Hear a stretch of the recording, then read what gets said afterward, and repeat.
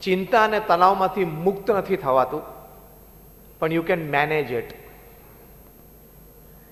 એ તમારી શારીરિક, માનસિક અને આંતરિક એટલે ઇમોશનલ હેલ્થ ન બગાડી શકે એટલું તો તમે કંટ્રોલ કરી શકો.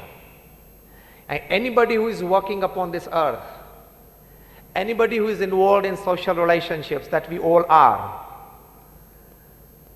સ્ટ્રેસ તો આવવાનો જ છે. તણાવ જીવનનો એક ભાગ છે, but you need to manage it. તમે સારી રીતે એને મેનેજ કરી શકો તો you can always remain free of the dreadful effects of stress. તણાવની જે અસરો છે એનામાંથી મુક્ત થઈ શકાય. પહેલો બેઝિક કોન્સેપ્ટ આપણા મનમાં એ ક્લિયર કરવાની જરૂર છે